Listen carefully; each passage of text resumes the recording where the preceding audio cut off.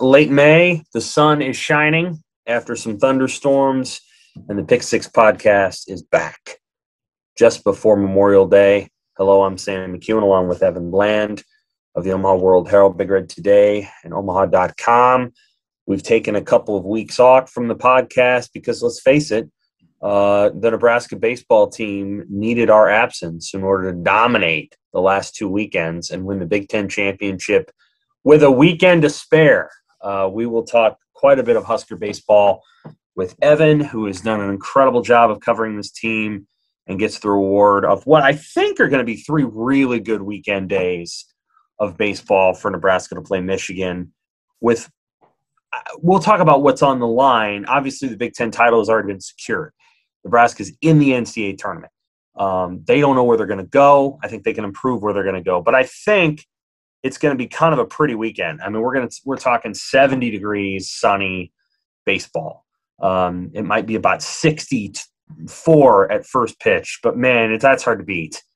It should be beautiful out there. They should have full crowds, and it should be a lot of fun. So we'll definitely talk about Husker baseball during this podcast. We'll also talk Nebraska football recruiting. We're now a week out from what is going to be one busy month for Husker football and Husker basketball. I don't know if Nebraska basketball will get any commits out of this month, but they'll certainly get some commits, I suspect, out of the guys who are visiting in the next month. And we'll talk a little bit of that, but we'll talk mostly Husker football recruiting. I've caught up with almost everybody who's probably going to be visiting June 4th and a few after that. And there's still this quarterback drama out there that we just don't know a lot about. Any day now, MJ Morris could pick Nebraska. He could pick somewhere else. We don't really know. And Nebraska's got another guy coming in for an official visit at the same time. So on June 4th. So we'll talk a little recruiting. And then we've got some questions from the riffraff out there. I'm part of the riffraff. I say that affectionately. I asked for questions on Twitter, and Twitter responded with some really good ones, some of which are about the Big Ten, which will be interesting to kind of talk about. It's probably just going to be Evan and me for this podcast, but you never know. Tom Chattel could always drop in. That's why you keep listening, because you just never know when he's gonna come in and say hello. I want to remind everybody that the Pick Six podcast is brought to you by Team Schwabach. The Schwabach Agency is a family-owned all-state insurance agency with 4 licensed insurance pros, saving thousands of Nebraska Husker fans money. They sell homeowner, auto, life, and flood insurance across Nebraska. They also insure all the big boy toys, motorcycles, boats, RVs, and off-road vehicles. If you've had your roof replaced in the last 5 years, give Daryl Schwabach, Kyle Schwabach, Nancy Mostek, or Kyle Murdoch a call at 402-590-5200. They can help you save a bundle. They have free, no-obligation insurance reviews and quotes. They're going to make sure all their fellow Nebraska fans are properly protected. Again, you can contact them at 402-590-5200 or www.nebraskaallstate.com. That's www.nebraskaallstate.com. Thank you to Team Schwabach. And thank you, Nebraska baseball, for reviving what had been a very, very dormant sports season for Husker sports outside of the bowling team. Pretty good result from the wrestling team. Volleyball team was not what they wanted. They were disappointed in not making the Final Four, so you can't say that was overly exciting, and they had a weird year without any fans. Then you have the baseball team, and they, did it on the road. Road Warriors dominating the last 2 weekends. I'm sorry, the last 3 weekends. They played 2 games at home in that stretch. Most of the damage was done on the road, and they sealed the deal with a memorable 4-0 stretch in Bloomington, Indiana, in front of no fans. Weird setting to win one, but they pulled it off. Their last 2 Big Ten titles were clinched, if I'm correct, at Penn State and at an empty baseball stadium in Indiana.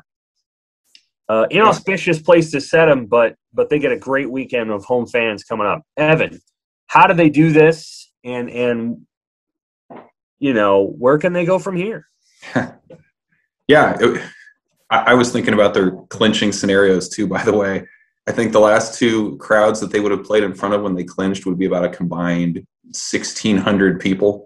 150 in Indiana last weekend. So that was probably the one thing that you kind of wished maybe they could maybe that Michigan would have beaten Maryland, and that could have pushed off to this Friday or something like that in front of the home crowd. But yeah, it's obviously a huge deal. I mean, you can never take Big Ten titles for granted, man. I mean, in the major men's sports, now it's baseball with 2 in the Big Ten era, and that's it, right? No men's basketball, football, a lot of the other sports that are out there. So you got to appreciate these moments when they come along. Track and field is in there, right? But track and field has won some, yep. It's different. It's a little different in track and field. It counts, but that's 8 or 9 individuals. Yeah, right. I get it. Go ahead. Right.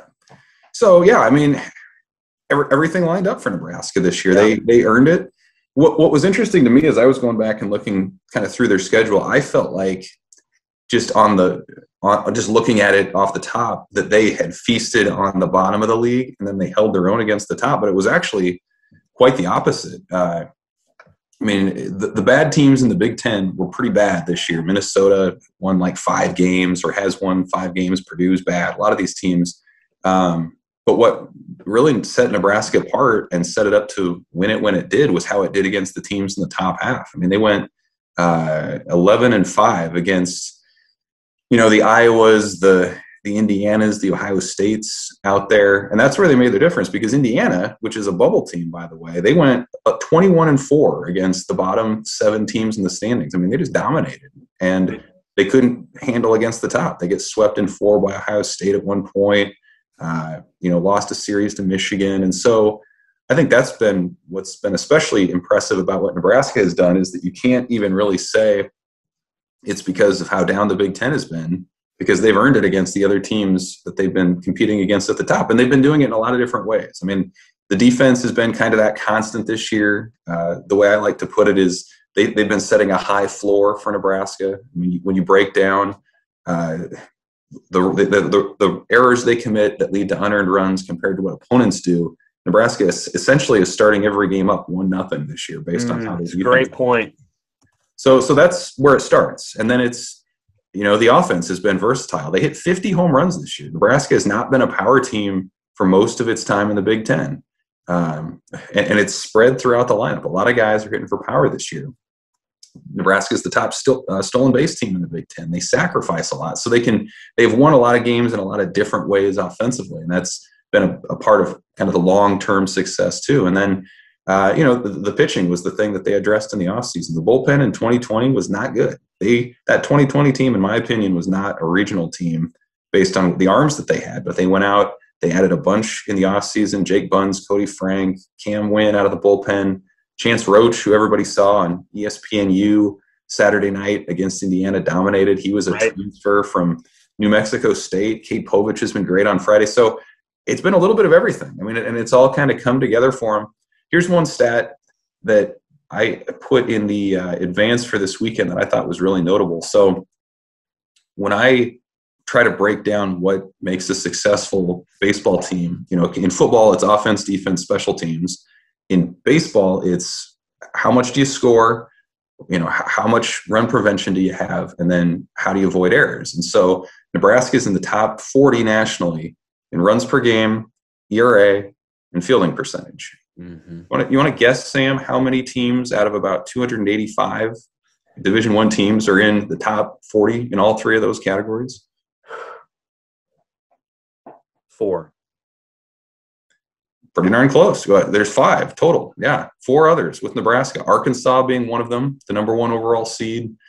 UC Irvine, which is going to make the postseason. UCLA, and Northeastern, which is 32-9, and it's So I figured a couple of them would be small conference because you can dominate your. But sure. But the point being, these are all playoff teams. Nebraska, by the way, the last time it was in this high up in those 3 categories was 2003, right in the midst of their best stretch in program history. So I guess my point being is that it's not fluky. They're not winning these games in kind of quirky ways that you expect to fizzle out in the postseason like they have in the past. Like they've held up against Big Ten competition over 40 games, and I think it's encouraging for what they could do here in the next few weeks too.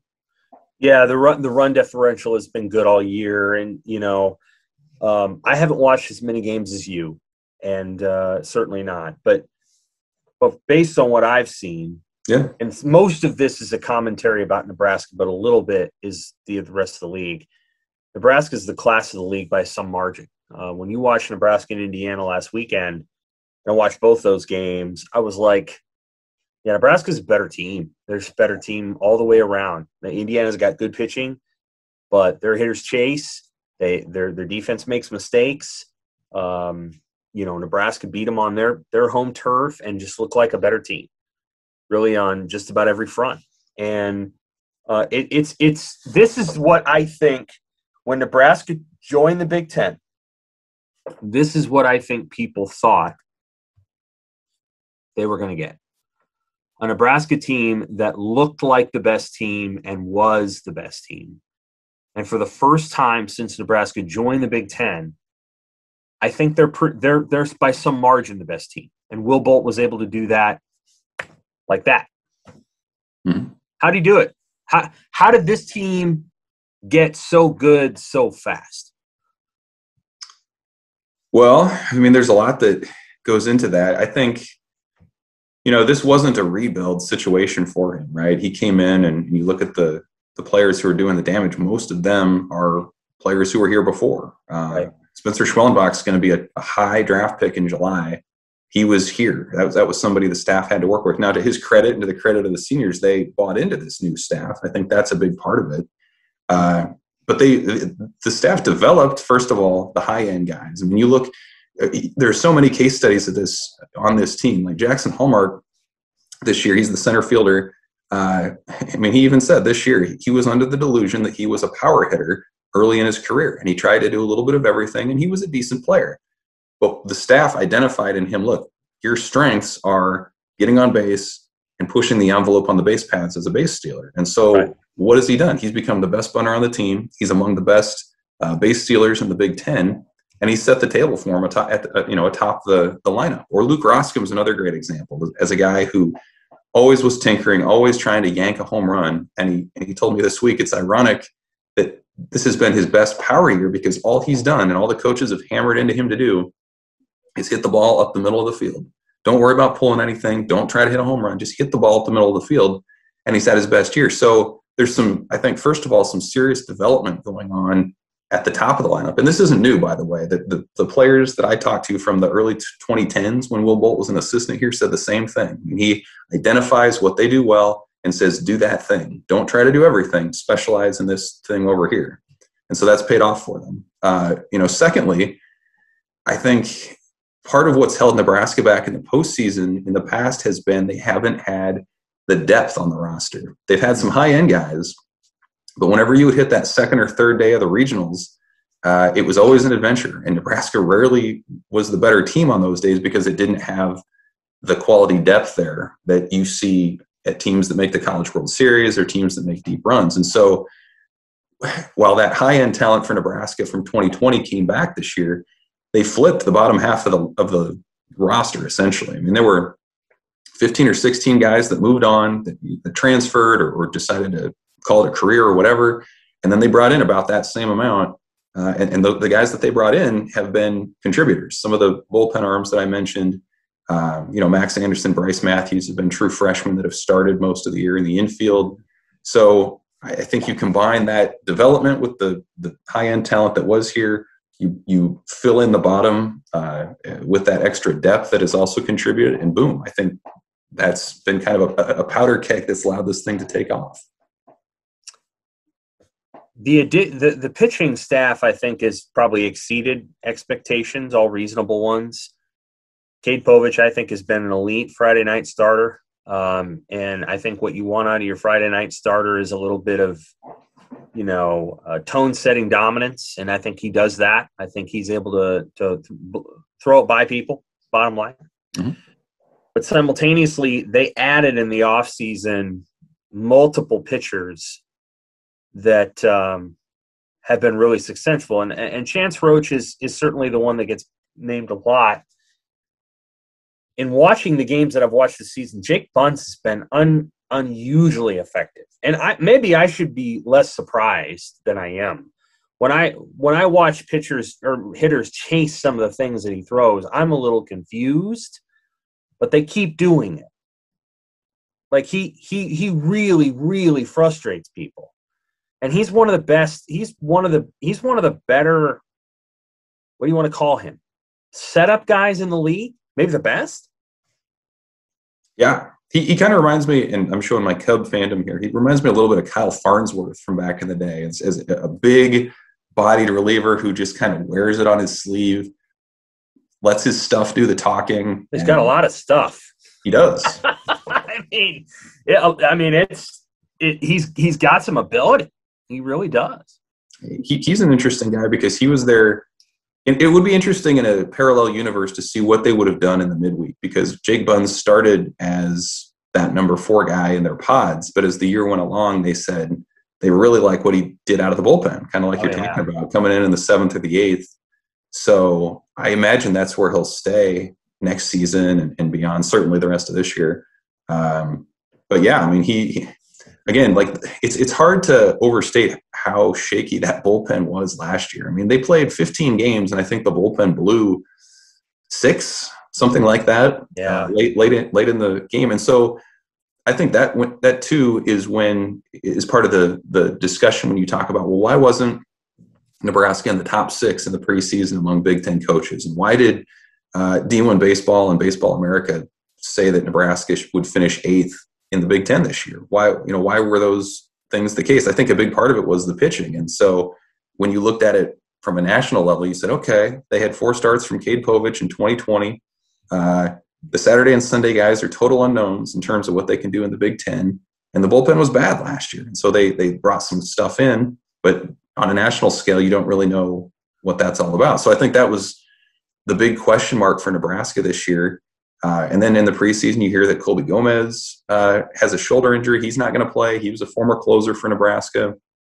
Kyle Perry was out most of the year. So you're thinking, how's this going to come together? But yeah, Jake Buns has been good. Cody Frank, Cam Wynn were all additions that have paid off. Spencer Schwellenbach, who of course has been excellent, had not pitched at Nebraska before this season. So yeah, probably should have been. You knew, well, he had an arm thing, and so they didn't want to put him out there. But that's part of it too. Like he hadn't proven himself at the college level yet, so that was another thing. Shea Shanneman had been a closer previously; he was in the rotation. So like the bullpen, I thought was totally up in the air, and the way that it's come together certainly has been a big part. And I'll just mention too, Chance Roach. I mean, he's huge, because if he doesn't come to Nebraska, they have to find a different Saturday starter. And I don't know who that would have been. They would have had to move Shea Shanneman up, who's been hit and miss. And then, I don't know, Cody Frank maybe. Maybe you do put Jake Buns in there. Like, it would have changed everything about the team. So the fact that they were able to land him from New Mexico State, I think was a huge part of what they're doing this year too. Agreed. Yeah, it feels like that's where, I mean, they hit the ball well, and I think we kind of expected that of Will Bolt's crew. A team coached by Will was going to find ways to score runs and be aggressive. They have been pretty aggressive on the base pass, and they run play. I don't know if he calls them plays or what he calls them, but they, they're willing to put the ball in play. Their strikeouts aren't low, and they strike out too, but they're willing to put the ball in play and see if a defense can make a play. And I'll be honest with you, there's been so many times this year where the defense has not made the play. Like, I feel like I don't know what Nebraska baseball did, if their indoor practice facility helped them, if they had a mental approach, but I don't see the Big Ten as deserving more than 2 bids, Nebraska being 1. Now, I keep seeing they're going to get 4, and I don't think they deserve that based on what I've seen. The quality of the baseball isn't high. It's just not. But maybe Maryland's played their way into 1. I'd be surprised if Indiana got 1. They're not playing great. So maybe it's Nebraska, Michigan, and Maryland. I don't know. Some people still say Indiana, and the eye test tells me no. But Nebraska went 3-1 against Indiana. Is that right? Yes. All on the road. Yeah. I just don't see it. I don't. And I haven't seen enough of Michigan. And I watched 2 games in person of Maryland, and you can tell that there was talent there. But, they screwed around in at least one of those games. They just didn't play well. So you can see that Maryland's got players. but maybe hadn't put it all the way together. What are they playing for this weekend? I mean, so here's the thing: they host Michigan 3 times. I haven't seen a lot of Michigan. I'll see the most I've seen of Michigan this weekend by far. How good is Michigan? Really? Michigan's playing for a hell of a lot this weekend. If they sweep Nebraska, they're in. I mean, they're on the bubble, right? Yeah, I think they're on the good side of the bubble. I mean, if they get swept, then you probably have to sweat it out a little bit. But I think outside of that, they're probably okay.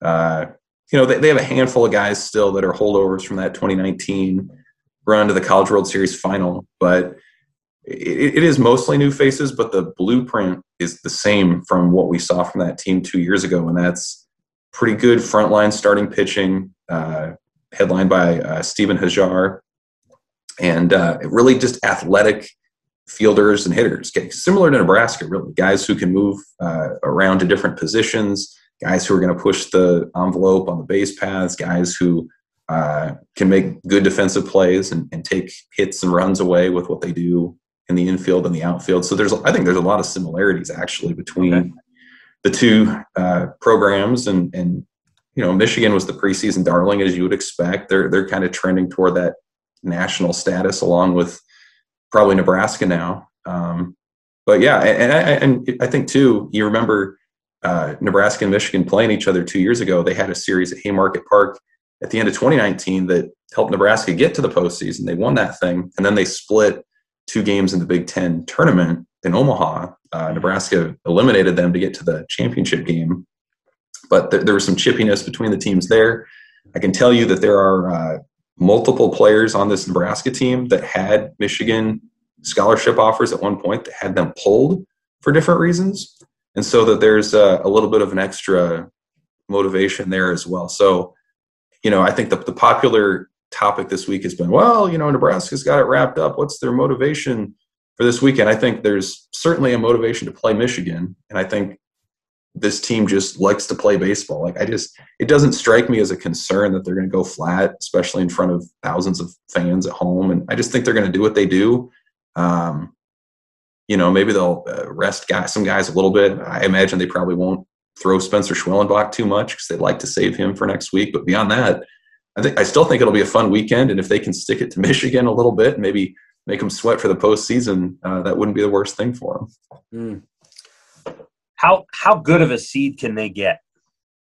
And by that, I don't mean can they get to the number 2 line. They're going to be on the number 2 line. Yeah. How far up that line can they get? And by getting far up that line, what you really want to do is hit a sweet spot, right? You want to hit a sweet spot right around 9 or 10. Because if you hit the sweet spot, then maybe you can win the regional, and maybe you can get a sneaky thing in the super regional.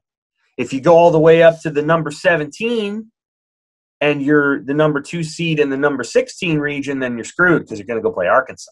Mm-hmm. How far can they get up the line, and can they get too far up the line if they sweep, if that makes sense? It does. Obviously a lot of that depends on what goes on around the country, and there are postseason tournaments going on and things. A couple of the national outlets have even said, if Nebraska sweeps and things play out, it's not impossible that they could be a traveling 1 and host somewhere that, that team faded down the stretch and so forth. So, I think first of all, it's important to note that in a normal year, regional sites would not be determined yet. That wouldn't happen until Memorial Day. Right. And so typically in a normal year, Nebraska absolutely would be in the conversation to host a regional. Ever since that Rutgers sweep 9-1, depending on how they finish out against Michigan, in a normal year, they absolutely would be in that discussion. They're not. So, where they fall, I think will be in that high 2 range. I think that's where it's going to be. I would be surprised at this point if Arkansas was that team. And part of that's not because necessarily what the committee wants to do for Nebraska, but part of that's because they want to help their number 1 overall seed a little bit too. They don't want Arkansas to even have to play a team. I didn't mean in the regional. I mean that Nebraska could get all the way up to the number 17 team. Mm-hmm. And their reward for winning that regional is to then go play Arkansas. Right. Yeah, I know what you're saying. What you want ideally is to get up to about 10 and play Texas Tech. Mm-hmm. And then the 7 seed might not even be there. You might not even have a 7 seed there. It might be number 2 seed, Charleston Southern, and look what happens. Nebraska's hosting a super region. Like if you get too high in the list, you can't. Arkansas is not going to lose. Vanderbilt's not going to lose. You're going to have to play a road super regional, but there's a chance that if you don't get too high on the seed list, you might actually host a super regional, right? I think so. I need to do a little bit more reporting on that. You know what I'm saying? I know what you're saying about that in a normal year. In this year, I'm not sure about that because I think some of those pre-certified sites have to be the sites for the super regionals too. I'm not 100% if that's even in play for Nebraska to be. So you'd have you might have two teams coming to what amounts to a neutral site to play. Exactly. So I think that might be the way it is. I need to confirm that. So I don't believe there's a chance that Nebraska can host this year. Okay. Because of all the COVID situation, but I absolutely know what you're saying. Like if they can find that sweet spot, I think they've earned their way out of playing in the Arkansas regional, like you said. But it's such a wide range of possibilities. Like they could go down to TCU. I think there's a good chance they go to Texas in some capacity, whether that's TCU or Texas Tech, whoever it might be. But that's on the line to an extent. I think they did themselves a ton of favors last weekend. Nebraska did with the 3 of those games being on national television. A lot of the people nationally got to see what they did. So I think as long as you don't get swept or look bad in 2 out of 3 or something, I think they're in great shape to go somewhere somewhat favorable and be able to compete. How many Big Ten teams are getting in? We won't talk again before the bracket. How many are getting in? I said 3 before the season. I'm going to stay with 3. Okay. The 3 have changed for me a little bit. Maryland's earned its way back in, but Nebraska's the obvious auto bid. I would think Maryland has earned it. They're tied with Michigan for second place. They're red hot. And I think Michigan's that 3rd team, unless maybe they get swept this weekend. Indiana's played its way out. Iowa faded hard down the stretch. And the Big Ten's been a 5-bid league a lot recently. I think this year they get 3. Iowa is baffling too, right? Because they had easy games down the stretch, and they just kind of spit the bit. They were kind of the opposite of a lot of these teams where they did pretty well against the top teams, and they were leaking oil late in the year. They had a chance with the schedule to make a push, but they're obviously not in consideration. Indiana and Maryland playing what may amount to a play-out series this weekend. Mm-hmm. Michigan's got to probably play its way in. So I feel like whoever wins that Indiana-Maryland series probably gets in, and then Michigan can't get swept. Yep, I think that's fair. And I think Maryland's they're gonna do it. I don't know. Indiana is not for many years following the league. Nebraska was always kind of looking up at Indiana and kind of chasing them a little bit. Didn't look like that now. I mean, I thought Nebraska outclassed them pretty something fierce. Really in both games. One game with offense and the other one with Hiroch really making them struggle. Indiana actually struggled more with the guys that, made them swing and gave them a little bit of stuff. They really struggled to hit those guys. So, I mean, Bunce put a clown suit on him for 2 innings. Or was he in there for 2? I can't remember. At least 1. No. He made him look stupid. And Roach did too. Anyway, we'll see what happens. It should be fun. You're going to be out there for all of them. I think Nebraska's done an incredible job of getting to this point. And, in politics, they call it the Overton window, sort of the shifting perspective on expectations or where our center is in our political spectrum. I think I always try to apply that concept to, Nebraska sports and say, what is the Overton window of expectations? And the Overton window for expectations for Nebraska baseball really for some time now has been win the Big Ten if you can, make a regional. Mm-hmm. And for the first time in some time, I think it's shifting. It's now shifting to make noise in a regional. And you're going to win the Big Ten if you do what you're supposed to do because this isn't the Big 12 and you're not running into the kind of teams you ran into in the Big 12. Here's a question for you then, Sam. Do you feel like, and I heard, a lot of fan reaction when they won the Big Ten, there was celebration, but there was those out there that, applied that to what the basketball team's doing, what the football team's doing, and saying, well, if Will Bolk can do it, do you feel like what the baseball team is doing shifts expectations in any way for the other sports, especially on the men's side, to what is possible? Yeah, I mean, I think with football, the expectations or the trajectory or the ceiling is always high, Evan, and needs to be high based on the facilities and the support. I don't know that that's altered much by baseball. They're building a $155 million football facility because they can.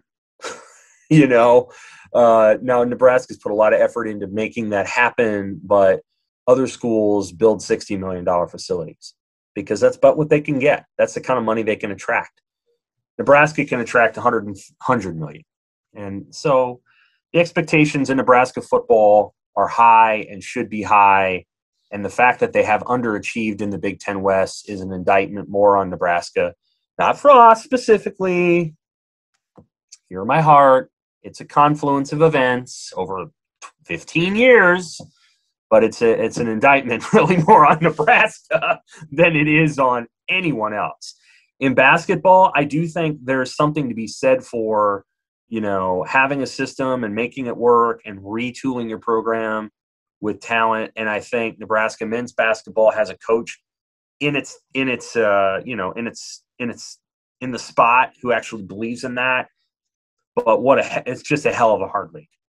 I mean, and Hoiberg, I think, has made a lot of the right moves, but this is a East Coast-ish league. It's a combination of Midwest and East Coast, whereas the Big 12 was kind of a Midwestern league run by Kansas.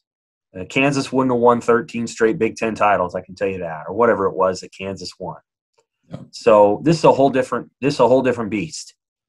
If Indiana ever figures itself out, Indiana is going to be really hard to beat. If Mike Woodson figures it out or whomever, I mean, they're going to be hard as hell. When you look at where Nebraska was, they lost twice, Evan, to the worst Michigan State team in 10 years.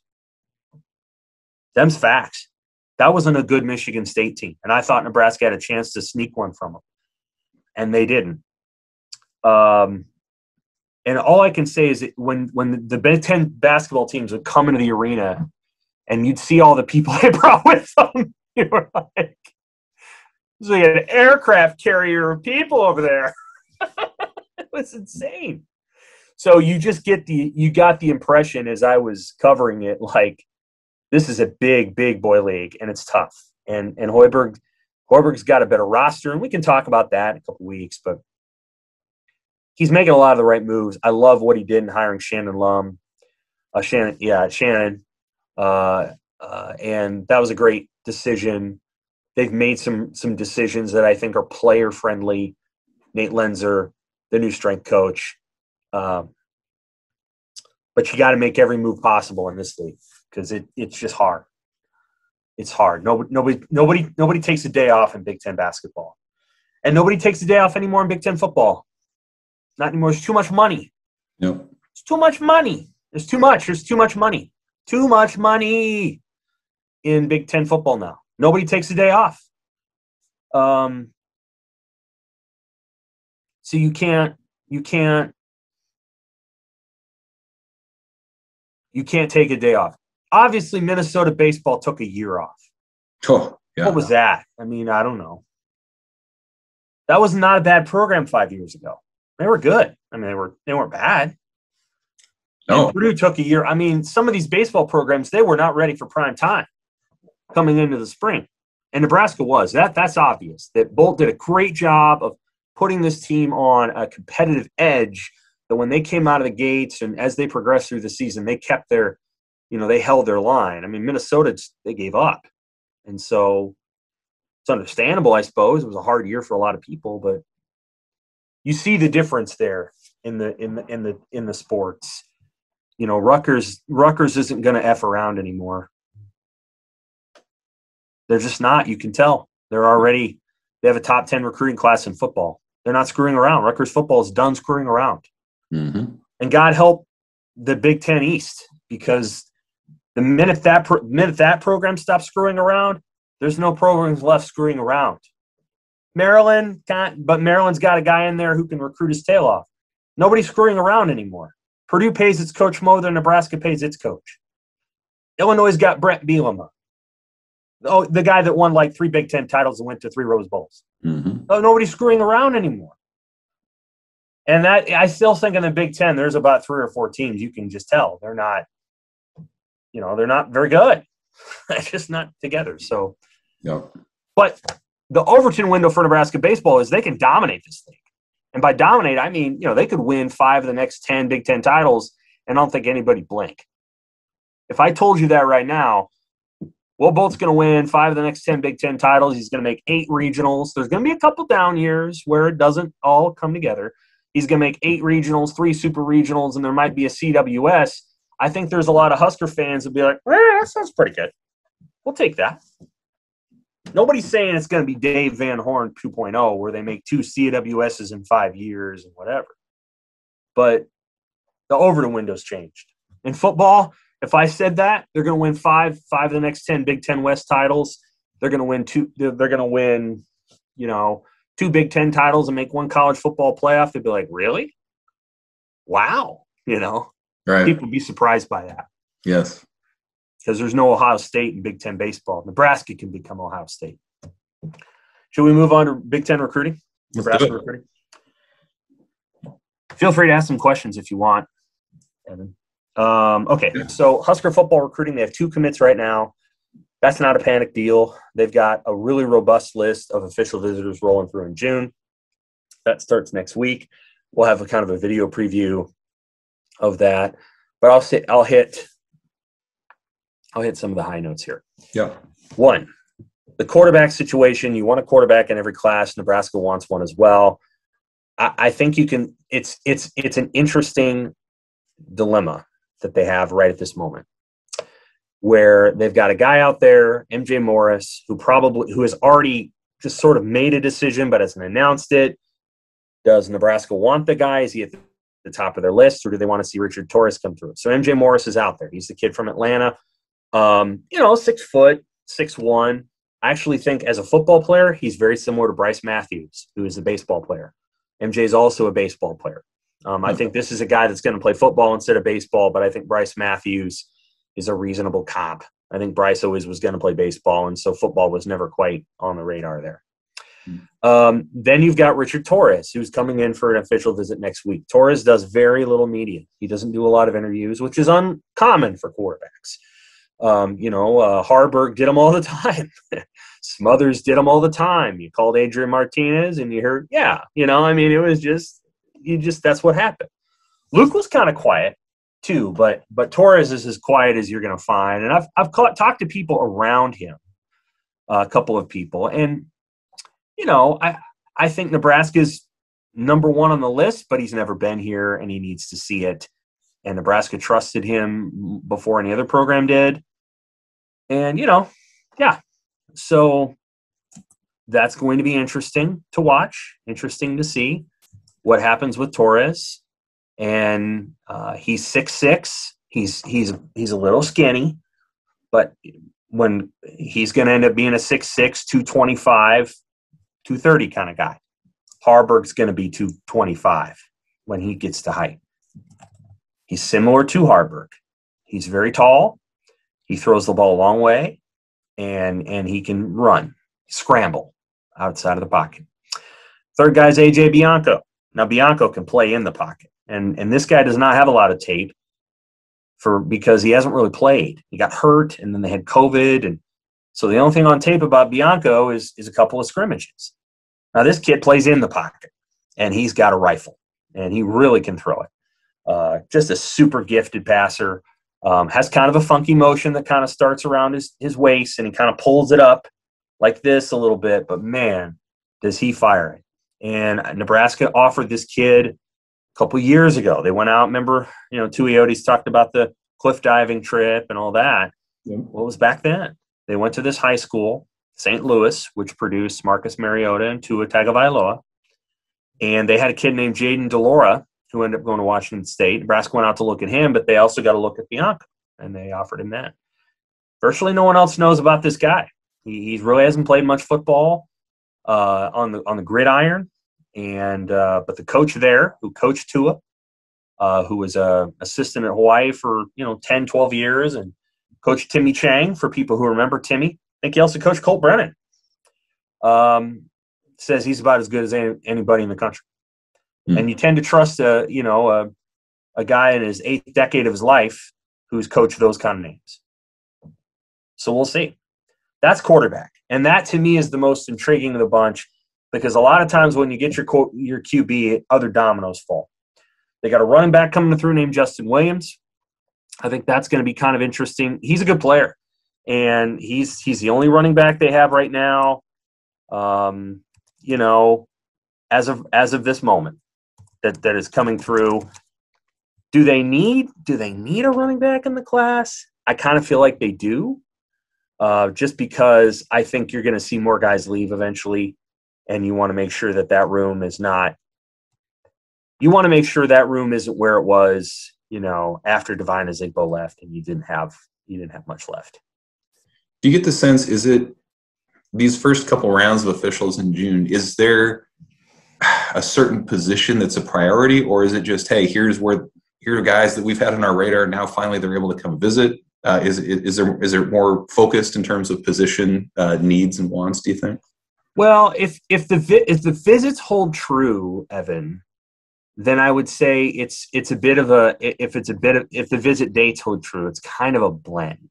Yeah. So, for example, I think they know that they have 2 wide receivers in Landon Sampson and Grant Page that they really like, who they'd like to add to that list with Victor Jones. And if they can finish that off by mid-June, they'll do it. But they're visiting on different weekends. They'd love to get a couple of pass rushers in here, whether that's a defensive end edge guy who can push the pocket, or an edge rusher that's an outside linebacker. They're bringing in next week, again, this is what's scheduled, Jalen Marshall from Kansas City and Nico Davier from Maumelle, Arkansas. And he's a guy that they obviously are going to put their best foot forward and try to get him. He's going to go to Oklahoma in 2 weeks too. I'm writing for tomorrow about offensive linemen. I think they want 1 or 2 offensive linemen in this class. Ashton Craig's coming in next week. He's got a hell of an offer list, and Nebraska may want to try to get him to commit. Michigan and Ohio State are going to invite him for camps this summer with the intent to evaluate him for an offer. So just keep that in mind. They want to get a tight end in the class. They have one coming in next week. They have a couple more coming in after that. So I think there's sort of I don't want to sit here and say that the June 4th group of players is like the first wave of guys that they want, because I think they have other guys coming in later that they also want. But that first weekend, I'm sure they would love to get commits from just about everybody on that list. And on that list right now, you got Landon Sampson, Richard Torres, Chase Androth, the tight end, Justin Williams, Ashton Craig, Jalen Marshall, Nico Davier, and Gavin Myers from Hays, Kansas, who is a teammate of Jaron Kennick, who's not coming on a visit anymore. He's the guy that got the offers from Alabama. Yeah, he blew up. He did. Now, he's already been in Nebraska for the spring game. And, as with all those things, he has to assess whether or not he wants to join an all-star team and risk the chance of being third string after his second spring, which can happen when you go to Alabama or Clemson, or going to Nebraska and, playing very, very early, like next year. Because that's what happens, like you go to Alabama and there's no guarantee you're ever going to play. You might. You go to Clemson, there's no guarantee you're going to play. Mario Goodrich, who was a top shelf corner who decommitted, I think, from Nebraska and went to Clemson. He hasn't really hit it big there yet, and it's been a while. So, you have to be mindful of that. But that's kind of where they're at. I think they're going to have a strong June. They're bringing in a bunch of guys for tryouts, what amounts to a workout, which you're allowed to do this year. You can bring guys in for workouts to evaluate them, and they're going to bring in a glut of 5 or 6 guys for evaluations.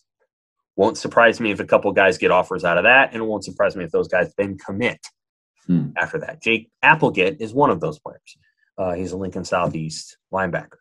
So by the time that camp starts, so in other words, late July, I think they'll be at least 12 and maybe 13, 14, 15. The track record with Scott Frost and his recruiting people is that they do this well. And we try to be honest and report facts here. We can report that Nebraska's 12-20 and beats itself all the time on the football field, but they rarely beat themselves on the recruiting trail.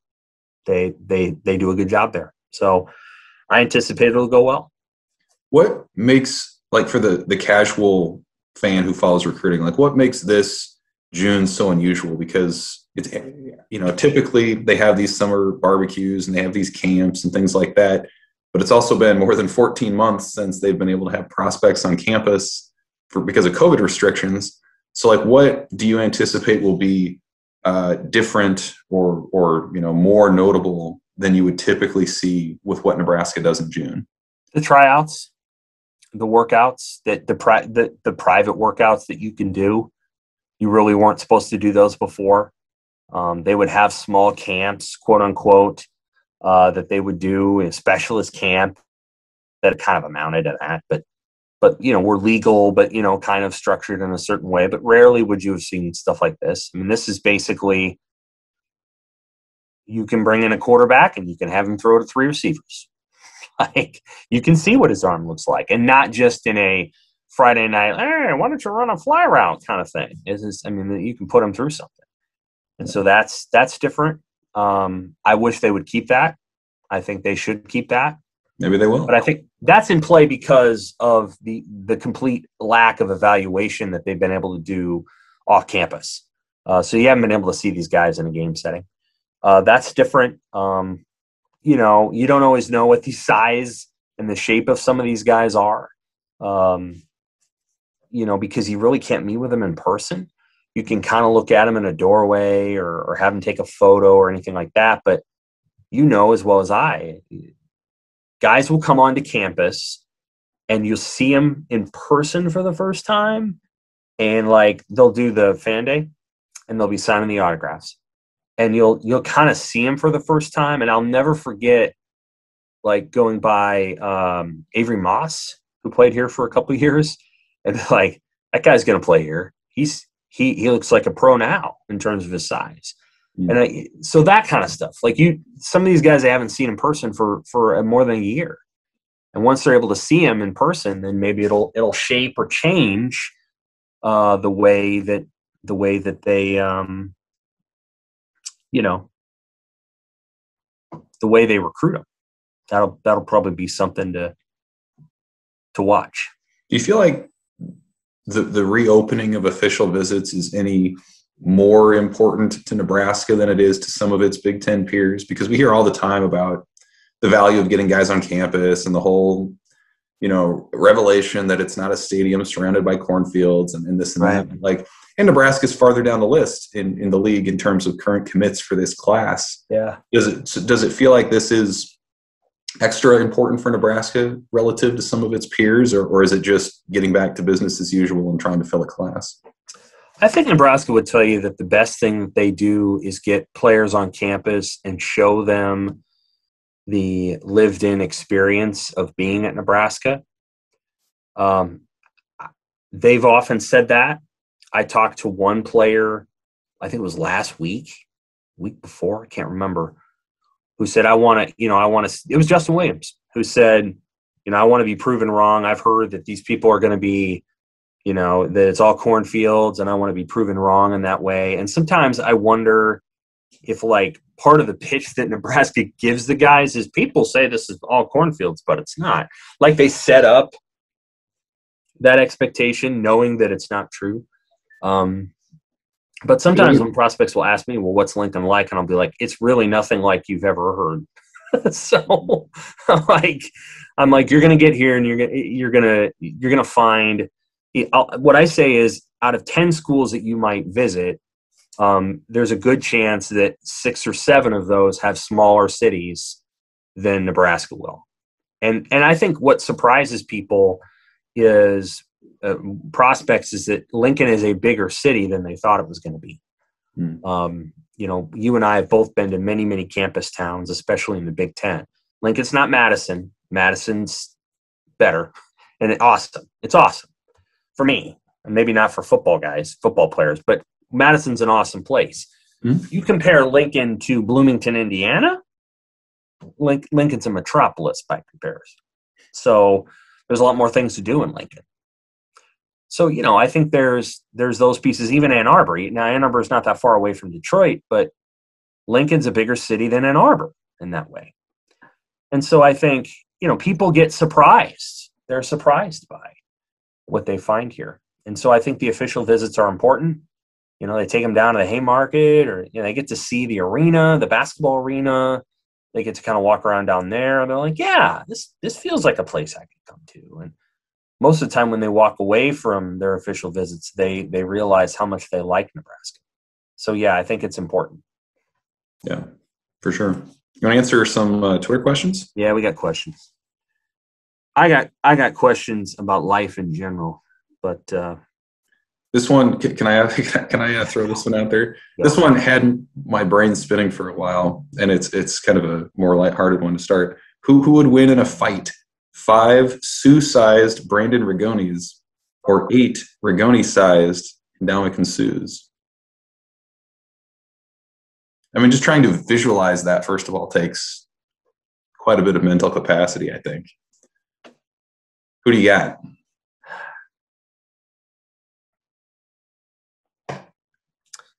Well, I'm going to go with so Rigoni was notoriously intense as a football player, right? Mm-hmm. But I think part of that intensity was rooted in, he was fleet. He could kind of get around the field, and he was kind of a, bullet on those returns. Coverage. You can't. If you're Sioux-sized, you don't really move like that. Meanwhile, if you take the determination and the smarts, like Sue is one of the smartest athletes anywhere. Follow his Twitter feed. I don't know if you do. It's worth it. Every so often, he'll just burst out like 5 things, and you're just like, yeah, he's sharp. So I'll go with the Rigoni-sized Sues, because you get to keep all the things that make Sue, and a lot of those things are not his size and his power, but just who he is as a person. And you get to put it in a Rigoni-sized package. Those guys, the 8, they'll just overtake the 5. That's my take. Well, good, because I'm going the other way. I think I'm going to go the 5 Sioux-sized Rigonis. Okay. I mean, my goodness, I just remember back in the day, I went to the same high school as Brandon Rigoni, Lincoln Southeast, and I remember a lot of people saying, "Man, if Rigoni were only 4 or 5 inches taller, he'd be a 5-star type recruit." And you heard the same thing at Nebraska, he'd have been an All-American if he had just a bit of a bigger frame, kind of that Rudy 5-heart kind of guy who just made the most out of it. But imagining putting that heart, that spirit into a Sioux body, and again, Sioux is a great player, obviously, but to have 5 of those guys with that drive, a guy who was the lifter of the year at Nebraska, I mean, I'm taking that guy because, I guess I felt like in the end, the tenacity, the drive was similar between Sioux and Rigoni. So if that's more or less on the same plane, give me the frame and let them execute that at a bigger, more powerful level. So we'll see. That'd be fun. Yeah, well, 8 against, I tell you, I get that 8 against 5 is hard to turn down, especially if people get, yeah. All right. If you could bring back anyone past Husker player, offense or defense, that would help the current team most, who would it be? Why? That's from Spencer Schultz. Go ahead, Evan. I think it would have to be, to help the current team, I think it would have to be a running back. Okay. Just to, it's easy to say, oh, I'm going to bring back Eric Crouch. But I think like the team would be better if they had, one of those dominant backs. And I think you could go a lot of different ways, whether that's Amon Green or Lawrence Phillips. You could go a little newer, go Roy Halou, Rex Burkhead. Like, I feel like if they had that guy at running back, that takes a ton of pressure off of everybody else, off of Adrian Martinez for having to run. It opens up the passing game more. That line's going to look all the better. I think if you brought in, again, pick one of 4 or 5 different dominant backs from Nebraska's storied past, that makes that offense a heck of a lot better. And that's where I'd go. And it would clear up a position that's been kind of a mess for a while too. I think it takes the pressure off everybody else and makes that offense instantly better. Cool. Give me a pass rusher. Give me Randy Gregory. Give me Grant Wistrom. Give me Mike Rucker. Give me Kyle Vandenbosch. Give me one of those guys. I'll go Wistrom. He was the gold standard in some ways. I think physically it's possible that the most talented that they've ever had is Randy, honestly. But Grant was a gold standard in how hard he played and the way that he did things and the fire with which he did it. So I'll take Grant. I'll put Grant Wistrom on this team, let him come off the edge and just go. And with the way he played and his talent, give me 12 sacks, give me 16 tackles for loss, and give me a secondary that's one of the best in the country as a result. I'll ask one here from Kevin Kozelka. Yeah. With the Big Ten incompetence showing again this weekend with the bizarre news mid-Sunday game, the baseball game, that Nebraska might only clinch a share of the league title, do you feel like that Nebraska is still the only school with big issues on how the league is currently run? No, I don't. No, I don't. Why not?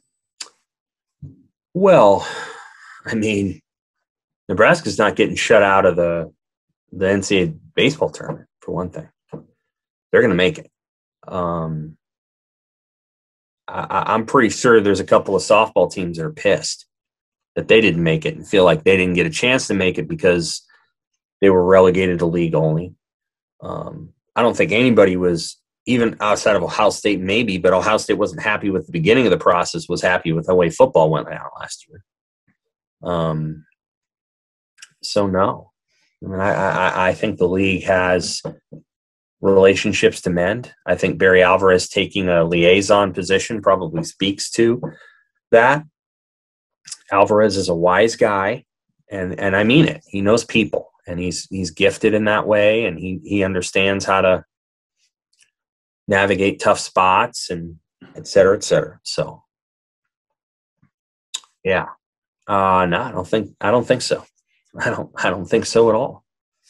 Yeah, there's frustration across, maybe not across the board, but very close to it.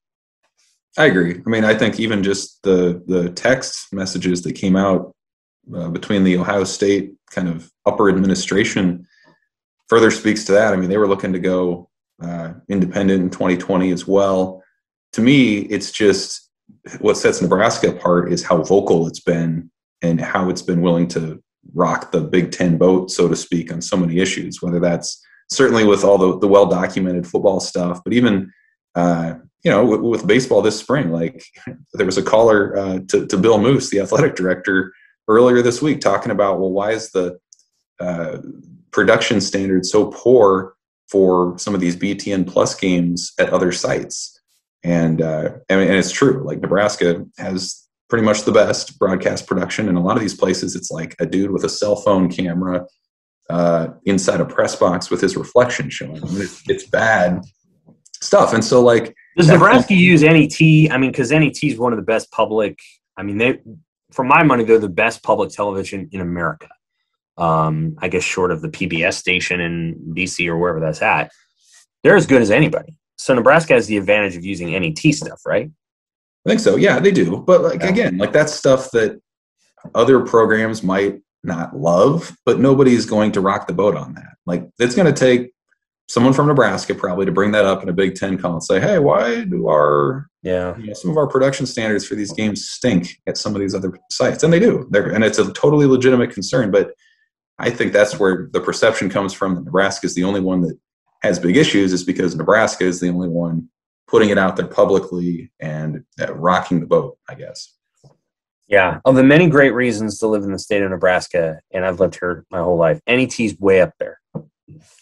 Nebraskans are very fortunate to have that operation here doing the incredible work they do and bringing broadcast quality to collegiate events that, a lot of other places just don't have.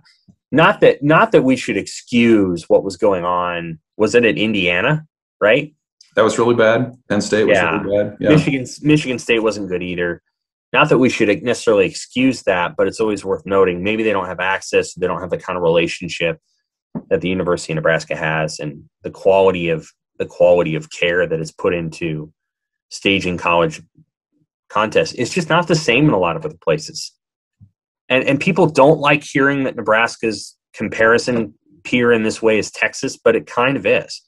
Texas cares about it, and they have always done a really good job of staging their events. Oklahoma does too.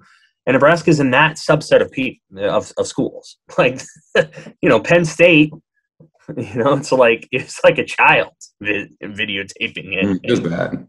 Penn State's a great school, but they don't have that. They don't have the caring for it the way that Nebraska does. I'm going to answer this question really quickly because I don't think it needs a lot of. Should Frost be considered on the hot seat, or is this a 5 or 6 year project? It's a 5 or 6 year project. Yep. You don't by the way, do you? No, I don't. I agree with that. It's not NET anymore, by the way. It's Nebraska Public Media, just officially. So Good to know. I appreciate that. Fun fact. All I'm going to say is that no, of course it's a 5 or 6 year project. This is not. I'm on the record saying I think Nebraska is going to make a bowl this year, but let's not. You can't change this stuff over and over and over again and expect there to be good results. Is it springtime Kool-Aid chugging, or is it real optimism when I say I honestly believe we can get to 8 or 9 wins? On paper, our roster is very big and talented. Do you think we finally put it together? I think that would be optimistic from my point of view to get to 8 or 9. I mean, again, I think the best exercise is to go down the list and say, who do you think Nebraska can realistically beat? And as I'm doing it, Illinois, Fordham, Buffalo, Michigan State, 4, Northwestern they can win, Michigan, 6, Purdue, 7. I think they can get to 6 or 7. I think 8 or 9, you're having to beat an Iowa, Wisconsin, somebody you haven't beaten in a while. Yeah, it's good to do that. So it's not impossible, of course, but to me that 6 to 7 range is kind of where I sit. And so to think 8 or 9, I think they're going to have to win some games with turnovers, get some good bounces, things of that nature. But that just seems a little bit optimistic for me that they would win 9. Okay, so do you and I both agree that Oklahoma and Ohio State are the 2 hardest games on their schedule? Yeah, I think so. So set those aside. Do we consider that those will most likely be losses? Yes. Okay.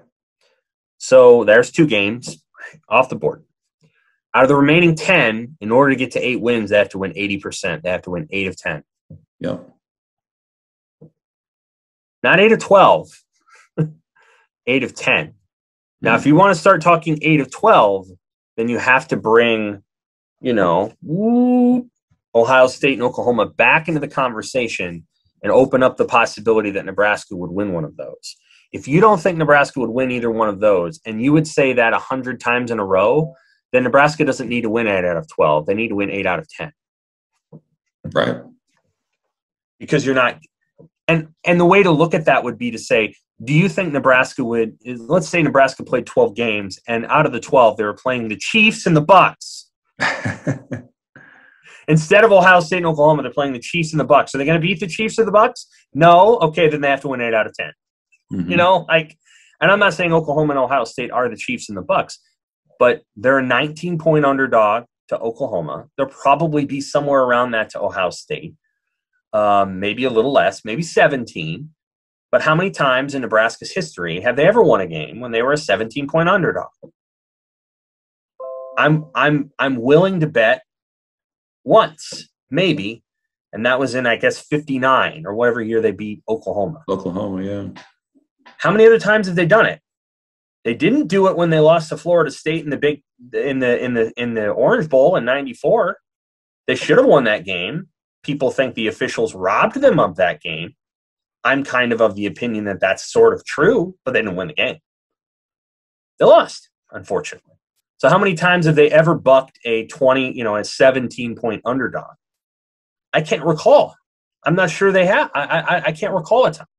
So let's just assume those are losses, and then you go 8 out of 10. Or 9 out of 10 to get to 9. Right. Yeah. All right. So to do that, you have to, hard stuff. That said, if you told me that they beat, if they won 8 games and they found a way to beat Iowa at home, I can buy it. I'm down with that. I can do it. That would be a high end. Yeah, sure. I can do it. I think Minnesota's a hard win. I don't like their chances right now with them. And I think Wisconsin, late in the year when it's cold, not a great matchup for anybody. No, very few teams go up there and beat Wisconsin on November 23rd or whatever it is. So, but you tell me they beat Iowa. I'm with you. But what's interesting, I think, is that there are so few games that you can just set aside. Like we said, Oklahoma and Ohio State, yeah, you can put that pretty safely on the loss side. Fordham, you can pretty safely put on the win side. Buffalo, I suppose. Yeah, you think? Buffalo, just I'm just saying, yeah. Buffalo too. But it's not a year where there's 4 toss-up games. It's a year where there are 8. You know what I mean? Right. There are 8 games that I think you could legitimately and pretty easily make a case that Nebraska wins or that Nebraska loses. And so that's what's going to make this season so fun. This is going to be the most exciting year you've covered since you got back. This is going to be a fun year to cover. So what year did you start covering it? 2016 or 2017? I can't remember. 17. Okay. Well, that year was a crap show. 2019 was interesting, right? It was. Yeah. Remember when we went out to Maryland? Oh, God. That was fun. But this year is going to be fun because they're going to play a game with big stakes early on the road at Illinois. And then they play this game at Oklahoma that's going to be fun no matter what happens. Yep. And then I think they're going to be 3-1 and going to Mel Tucker's Michigan State. And that's going to be a huge game. Otherwise, it'd just be another game on a schedule. But, they come out of there. If they beat Mel Tucker and Michigan State 20-19, they're going to dance. They're going to be thrilled. Mm-hmm. It's going to be a fun year because this is a year where, hey, just win, baby. Don't worry about style points or whatever. If you got to beat Michigan State and Northwestern by 1 point each, do it. Get your 6, get to 7, and start building this thing on a bigger platform. This is a program that really needs to get to a bowl. What else I think is fun about this schedule specifically too is, for one, you have pretty fun home games: Michigan, Ohio State, Iowa, Northwestern, all at Memorial Stadium. And if you want to travel this year, if you're a Husker fan that wants to travel that didn't get a chance to do it last year, there's some fun trips. I mean, Minneapolis is a great trip. Madison is a great trip. I haven't been to Michigan State before, so I'm looking forward to checking that out. Obviously, Oklahoma. Yeah. So it's a fun year where the home games are marquee and the road games are interesting. It's going to be a ton of fun. Oh, don't you think they're going to have, 30,000, 25,000 fans in Champaign? Oh, yeah, probably. Why not? Because they know it won't be cold. Most of the times when we went to Champaign, the weather has been just comical. Or it was Friday night, yeah. In 2015, it was, again, the coast of Scotland. I can't even – they've never played in a stupider weather game in the last 10 years. And, of course, Riley threw it like 34 times that day. What in the world are you doing? But it's going to be nice weather. It's probably going to be a primetime game in August. You're going to have 20,000 Nebraska fans in Champaign, Illinois. You know, it's going to be like the opening scene of Gangs of New York. I hope some of them still show up. Leading the dead rat, you know. I hope some of them still show up in their leprechaun hats or something and like pretend. Yeah, that'd be great. Like, it's gonna be that's 25,000. It will. I mean, it's gonna be fun. It's gonna be a fun year. I'm looking forward to watching it covered. I think that's all the questions we got. Was there any others that were? No, I'm good. That sounds good. All right. Have fun this weekend covering Michigan. I'm going to try to roll out there and soak up some sun and get to one of them in person. All 3 games are on BTN. Evan will have full coverage of those games, and then our man will be working on Memorial Day as Nebraska finds out where it's going to go in the NCAA tournament. Again, watch the draw after the draw. So Nebraska's got to find out, A, where they're going to go, and then B, what that matchup is after that, because – you never know. You just never know. There's about 5 teams that you probably have to avoid. But outside of that, anything's possible. Mm-hmm. Yep. We'll see. It'll be a ton of fun. We'll be back next week to preview, where Nebraska's in regionals and also talk a lot of recruiting. For Evan, I'm Sam. Thanks for listening to the Pick Six Podcast.